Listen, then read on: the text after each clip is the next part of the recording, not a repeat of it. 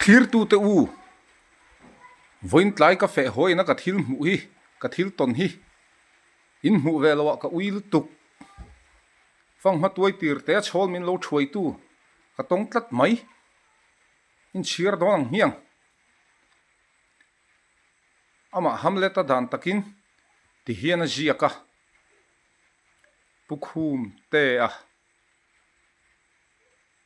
aintia from lasi che hey thamasa pason tlung min ron petu te bok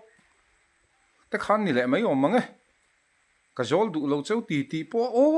fanghma tuaitir te mo chol min lo la thui sham sham mai chu la kan nam ming an lo da da lo zo kan hi eng po ni se alom om shim shime chol min thui tu kan ai tlat mai tu na ko mek na hi pueflal sim liana lo ani hi tu na al ka kalna tur hi chu number a thana ni lova aram het lulam tlem kha avata hei bu hi chin khat la so thing quintal nga vel a ching ani a bu hi tha khop maya nu sam an thlo zo to a to ma em o ti mai tur nia ma ro chu a tok viau tho te pon kan hriat puya bu chi a zir te po aniange hei kapusiama bu hi kan zulu tha ka ngai tu na ti thui ang ranga man lai mei che ho nu sam tho lai te ka mi tha ka ngai tu na an langa I man lai nu kha kan hu ve mana kai ni ang po hian pon fen kha ti hian an poi ka gan zung mai zel kha nia engma tun lai angin ke kor le an dar pen lampang an halo ni ngei turania pon fen chau fenga hlowan thlowani kha chuan hei nu sam thlo hun lai vel hian bu hian a hol buai ver thin om manga ka ti mai mai hol lo tur te po a hol na sa ver thin don ni takan ti ani ti chuan hei kapusiama hi alowa hian leya bu vel thai vel bu vel zam nok lo turin thil zam na siam veka wawa thing tuai thing chang khan so a ta chuan hei berul te po an zam kang de ani a thakupin ka sia ge ni khi ka siam velem lowa a hei a berul te po an lo sen hei te a sen rai mai ma motil rai kan tiang deuh chi khani ara nial mai tui ngotang berul hi han tan bung mokila mai an bai hian an thla kila a ko chunga hian a bai tui hian luta tui em mai ni a tui hi fo duang mai ol dewania a thlam chaka hian hei chu bor sai be lampang ani lo ra to bor sai be te po hei pakhat pahni pathum pali panga paruk bor sai be kung khata paruk daira bor sai be po hi mayan bai min dona hian thak malu tuk chuan a poi thina hetiang mizo chom me ai chuan a chak khop mai chak takani anal zak maya cholem te hi ti nuama mayan bai ati tui khopani hei kongpui chukthla ka kongpui ding lam kha abu hmun ani a veilama hian so thing ling boka so thing hi ling tlai deuh hleka ala turu vak lo nangin achora ziam khop mai hei chu changkha kung lamani changkha po azamna siam thlapati hian wai he changkha chu changkha ni naina thlum vek donan hi a min lutuk to ni abulami nen khana in tuha lo tlat hei hi ei tok zok ani avamoi em ara hi changkha te hi baya han thla kila han kan rote yan amu hian se rep repila tuil tuk khoi pulian nawadana tui sok lutuk ani mai kapusiam lo hi thakhup mai ole kapusiam kha nang ani vai mim tiro ake ahun to a he kapusiam ana kek do ne tui khopang vai mim tharlam han roa thlen limat laya han eite hi tui va thin ria wani le voin chu aizol lama am veng lama mi pizo nuni tanu pa pulhutate tin pimoi zoli tanu pa le pizalian khumi tanu pa te kapusiama hian vai mim kek pain han bai se thalo mo hei thlai kan thar tran to a kan lim khop ania thlir tu dang zong te po kan ron bai hal vek chewani e tuna ko mek na hi chu kan lo thlang chia keima u min chang tu pul chun lian lo ania hei nu sham thlo an hun ve ta khop mai thing nu puya thing bula lo kan han che te an ron nunga hetiang lo che kara he taiwang an lo om thin hi avo in po kai po min zu ka an zu khi na em ma thip jok mai nia he nu sham tho lai hi thing tlang na tho jan shom ve khop mai tlai laman lo nia se fa an ron oma mong tam ilawa thosi tan min han jackson zak ani china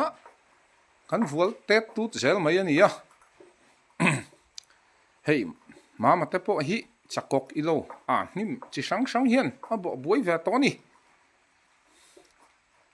engtin nge che talak don ni an bu ero chu chapui ni lo nangin a ziom phiana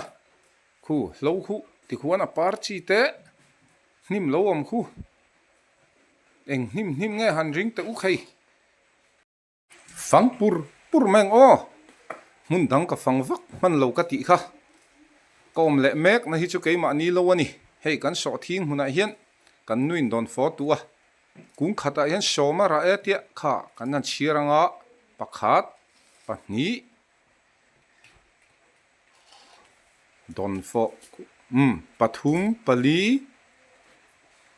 chei lo om don e bi ru puk ve panga paruk bir kuk mai tui don ve paruk phot khu ta khu lo bir le ta pasari rang ruk mai pariat chei soma va om lo ve kan nu gan soma tisia ang pon se don fo kung khata pariat lo ra kha alu shim ka mukim lo ta pon mai thai ala par zuya karonin ti thai wanga ni lo nia hei so thing ta pozar buai khop mai ma ro chu kan chok phal te lo zo hu nei ya kan du ni akina aron mukbang ang thama don fo hi kan ke sen su non ni len ti thai wang ni lo sela pathian mal som na ni ya ke ni chu na tu chau kan thiama ara tir tu hi chu chunglamani kan lom ma kan ron tilang ver shim ani hi chuan hei pathian mal som na kan donga kan lowa mai an te hi mai an lo khoro de ulek mai an om vak lo na te hian an ron sik ver chin ani kan lom tla ver chin khop mai tu na mai an sik tu po hi ron hoi chuak ngom sa chu in mungam lowang a mel en na chun thu top mang chau ri lo te chu ron hoi chuak no na khu phuk mai ni lai tak ani lai tak ti khuan ka sik thiam bik lo mai an hi min han si ke pro ka tia an ta tu na na sik nga lo lo a chom he te po hi mai an te po ya sik tu zir hi ni ve a sik tu hi an mel that chon mai an te po tui mai a chu tiang vel mai chu mo la thil re re hi mo kan so thing huna hian hei an trama tam lu tuka ko la ni hi ron la ho ve te u kan tia hei min dil po ni lo nia voina po ka suat vaka ti hian ani po hian aron la ho ve ni hi an tram tam lu tuk te po hi thlai tan hian alo in nok chep ve thina pathian mal som na ani thlai na thar ma ni thar han ei nge mai te hi taksa hian angai em mai ni FANGHMA CHHAWL thuai FANGHMA tuaitir te CHHAWL min thuai po thil fel lo apiang theya ti in ka hon thlapa hei ina kan nu nen kan ei don ani la si te hian min non zar buai to lo sela ka duwa hi ti hian langtlang takin ina ka hon thlapa engkim kan ti ho ta an vela aluminium hetiang hi ni la siam tu in FANGHMA tuaitir te CHHAWL min thuai an lo ti chu ni FANGHMA tuai dik tak ania ai hian CHHAWL min lo thuai mania ei vai eia aru karala thil ti chi kan ni to lo wa patling kan ni chu wang chuan ten chung kuin langtlang takin kan in phel don ani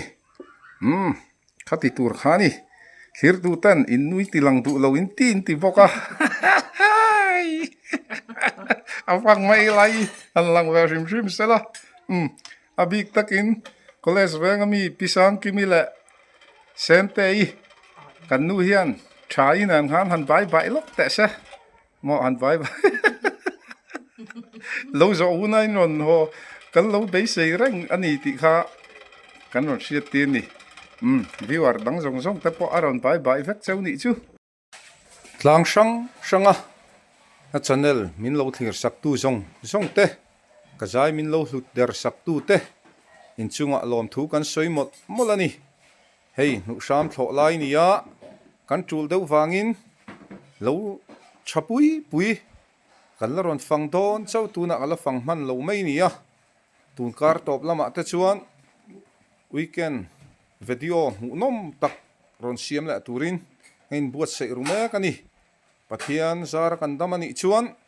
tunkar toplam lai hol chhovel ti mai teang tam tak le him takain mu